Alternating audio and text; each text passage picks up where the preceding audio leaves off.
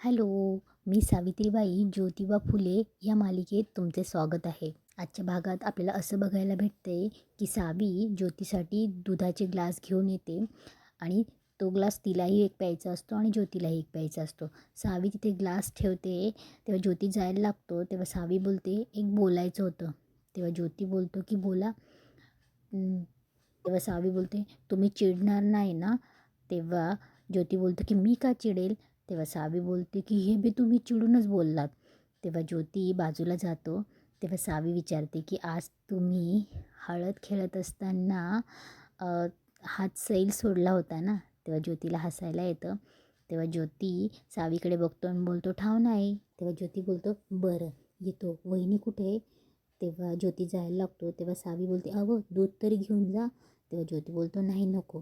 तेव्हा सावी बोलते पर मला भूक लागली आणि तुम्ही घेतल्याशिवाय मी कसं घ्यायचं? आबा जेवल्याशिवाय आई कधी बी जेवायची नाही. तेव्हा ज्योती थोडा थांबतो आणि जातो आणि तो दुधाचा ग्लास घेतो आणि दूध पिऊन टाकतो. तेव्हा ज्योती एक ग्लास फस्त करतो आणि दुसराही ग्लास घेतो आणि पिऊन घेतो. तेव्हा सावी बोलते अहो. तेव्हा सावी डोक्याला हात लावते आणि बोलते अरे देवा, ते माझं भांडं होतं. तेव्हा ज्योती सावीकडे बघतो, हसतो आणि निघून जातो. इकडे जागरण गोंधळाची तयारी चालू असते. गोंधळी मंडळी पूजेची तयारी करत असतात.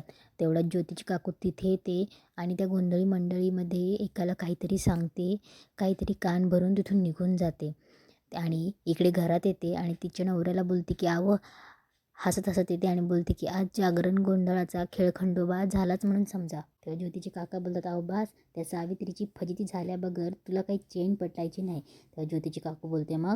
तेव्हा ती बोलते ही घ्या तोंड गोड करा आणि बोलते की आता जागर कसा होतोय ते बघतेच मी. आता रात्री गोंधळाचा कार्यक्रम सुरू होतो. ज्योती आणि सावी बसतात. सगळी मंडळी गोंधळाचा कार्यक्रम सुरू होताना आजूबाजूला बसली असतात आणि ते गोंधळी मंडळी गोंधळाचा कार्यक्रम सुरू करतात. गोंधळ चालू असताना ज्योतीच्या काकूचं सारखं लक्ष ज्योती आणि सावीकडे असतं, कारण की तिने दुधात ती पावडर मिक्स केली असते, त्यामुळे तिला बघायचं असतं की यांना झोप येते की नाही. तेव्हा तिला दिसतं की ज्योतीचे सारखे डोळे लागत असतात. तेव्हा ती तिच्या नवऱ्याकडे बघून हसत असते. सगुणाला थोडी कुणकुण लागते. ज्योतीला डुलक्या येत असतात. ज्योती 2-3 वेळा झोपायला लागतो. सावी त्याला सावरते. तेव्हा गोविंदरावांचंही लक्ष जातं. राजारामाचंही लक्ष जातं. गोविंदराव राजारामालाही खुणवतात. इकडे पारूही तिच्या सासूला खुणवते.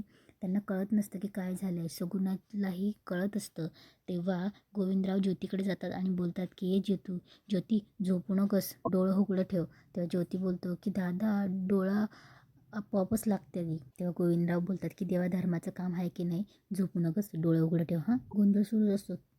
ज्योतीची काकू तिच्या नवऱ्याला खुणवतही असते की ज्योतीला झोप येते म्हणून. तेव्हा ज्योतीला खूप झोप येत असते. तेव्हा ज्योती झोपेतच सावीच्या अंगावर कोलमडणार, तेवढ्यात सावी सावरते.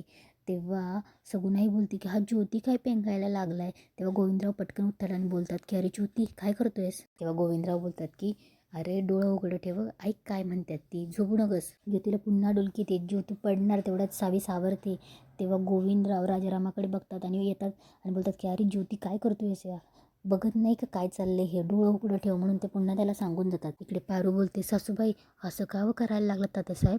तेव्हा चिमणाबाई बोलते की अगं झोप म्हणलं तर झोपत नाही मग, आणि आता असं का बरं पेंगायला लागलाय माझा ज्योती. तेव्हा ज्योतीचे काका बोलतात चला आता लंगर तोडायची वेळ झाली, वाघोबा लंगर लावून घ्या. तेव्हा ज्योती आणि सावी उठतात. सावी कसं बसं ज्योतीला धरते. तेव्हा गोविंदराव बोलतात की ज्योती जा, सांभाळून जा.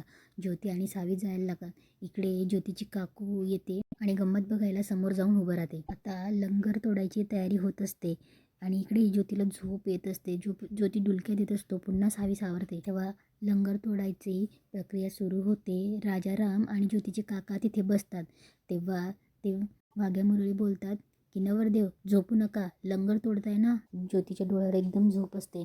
ज्योती त्याच्या खांद्यावरची शॉल काढून सावीकडे देतो. ज्योतीला गुडघ्यावर बसायला सांगतात. ज्योती गुडघ्यावर बसतो आणि दातांनी ती कडी उचलतो. दातांनी पकडून ती कडी हातात घेतो आणि खेचायला लागतो. ज्योतीच्या डोळ्यावर पूर्ण झोप असते. तेव्हा ज्योतीची काकू बोलते खेच खेच, अशी आवडली कडी तुझ्याच्यानं काय लंगर तुटायचं नाही. तेव्हा ज्योती कशी बशी डोळ्यावरची झोपेची झुंदी काढतो आणि जोरात लंगर ओढतो. पण लंगर तुटत नाही. तेवढ्यात ज्योतीची काकू मुद्दामच बोलते, अगं भैया लंगर काही तुटेना झाला आणि खंडोबा काही येईना झाला. तेव्हा ज्योतीचे काका बोलतात, वागोबा काय झालं? देवानं जागरण मानून घेतलं नाही वाटतं. तेव्हा ज्योतीची काकू बोलते, म्हणजे देव आलं नाहीत? तेव्हा ज्योतीची आई बोलते, देव आलं नाहीत? अहो समजा तर भक्तिभावानं केलं होतं ना. तेव्हा गोविंदराव बोलतात की वय देवाला म्हणा आमचं काही चूक झाली असेल तर माफ कर.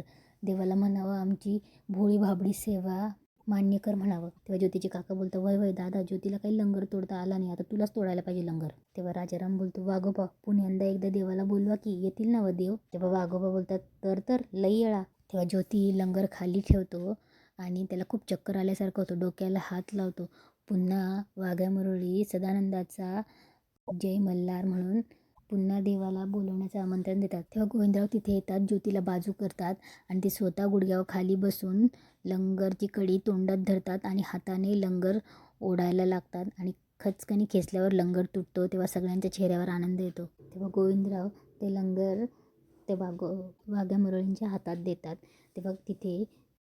तेव्हा त्यांच्यातलीच एक बाई बोलते, नुसता मोकळा येळकोट काय कामाचा? लंगर तुटला पण देवच आला नाही. ज्योतीच्या डोळ्यावर अजूनही झोपच असते. दुसऱ्या दिवशी चिमणाबाई बोलत असते, कधी न झोपणारा ज्योती गोंधळाच्या रात्री पेंगत होता. मला तर तेव्हा गोविंदराव बोलतात, मला लई राग आलाय.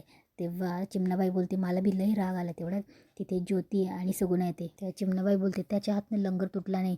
तेव्हा ते ज्योतीकडे बघतात. तेव्हा ज्योती सगुणाकडे बघतो. तेव्हा गोविंदराव बोलतात की काय झालं सगुणा? इकडे सावी देवाजवळ बसलेली असते, प्रार्थना करत असते आणि बोलते की देवा तू किती चांगला आहेस, चांगलं माणसं मिळाली, चांगलं सासर मिळालं, काळजी घेणारी आऊ, मायळू बापूसाहेब आणि जाऊबाई आणि सासूबाई म्हणजेच दुसरी आईच. दादा लहान थोरास देवा म्हणतात ते भारीच आहे. आणि हे तर तेव्हा सावीला आठवतं की लग्न करून वराड जात असताना सावी रडत असते आणि ज्योती तिच्या खांद्यावर हात ठेवून तिला शांत करतो. आणि वराड पुण्याला आल्यावर सुद्धा ज्योती बैलगाडीतनं सावीचा हात पकडूनच सावीला हळूच खाली उतरवतो. आणि हे सगळं आठवून सावीला मस्त चेहऱ्यावर हसायला आलेलं असतं. सावीला तेही आठवतं की सुपारी ज्योतीने घट्ट पकडलेली असताना सावी जेव्हा सोडवायला जाते तेव्हा ज्योती हात सैल खेळतो आणि सावीला ती सुपारी काढायला मदत करतो. तेव्हा सावीला हसायला त्याने बोलते की हे तर मला जपणारे आहेत. तेव्हा सावी देवापुढे हात जोडून डोळे लावून प्रार्थना करते की देवा माझ्या कुटुंबाला असंच आनंदात ठेव, सुखानं ठेव. तेव्हा सावी देवाला हात जोडून नमस्कार करते आणि तिच्या चेहऱ्यावर खूप हास्य असतं. आणि इथेच आजचा एपिसोड संपतो.